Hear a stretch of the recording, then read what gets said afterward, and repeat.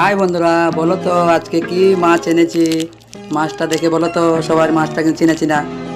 তো আজকে মাছ এনেছি, একটা আস্তা মাছ এনেছি। তো মাছের নামটা লাস্টে বলবো, ভিডিও শেষে বলে দেবো। তো মাছটাকে আগে ভালো করে আগে মানে ভেজে ফেলবো। আজকের যে ভাজা, আজকে মানে কড়া ভাজা করে মানে খাবো সেটাকে। একবারে সাংঘাতিক করে কড়া ভাজা করবো, কড়া ভাজা করে খাবো।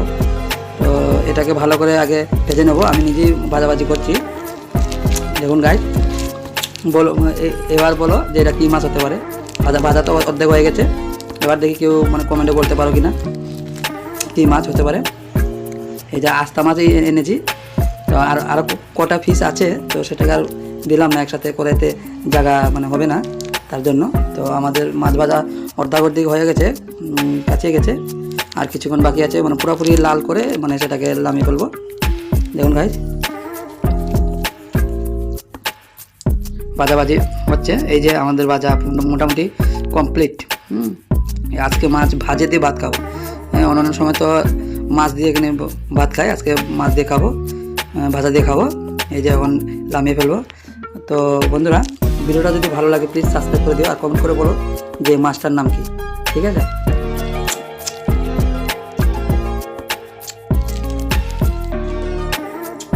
একটা একটা করে নামিয়ে ফেলবো। মাছ ভাজা খেতে আমাকে খুব ভালো লাগে, তবে মাছ ভাজাটা কড়া হতে হবে, তা না হলে ভালো লাগে না।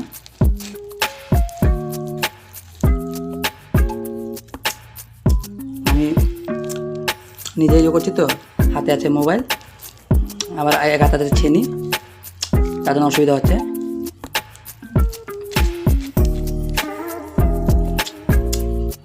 দেখুন গাইস, একটা করে নামাচ্ছি। কড়া ভাজা, ও বিয়ে বাড়িতে কীভাবে কড়া ভাজা যে মানে দেয় খাবারের থালিতে, যেটা ভালো লাগে।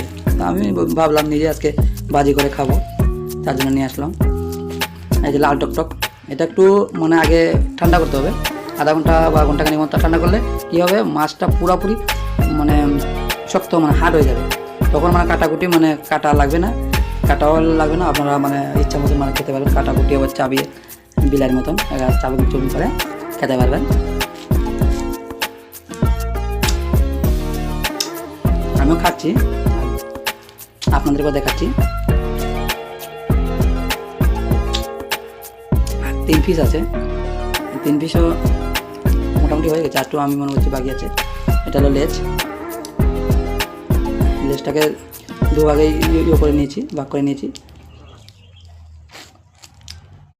হাই বন্ধুরা, বলো তো আজকে কি মাছ এনেছি। মাছটা দেখে বলো তো সবার মাছটা কিন্তু চিনেছি না।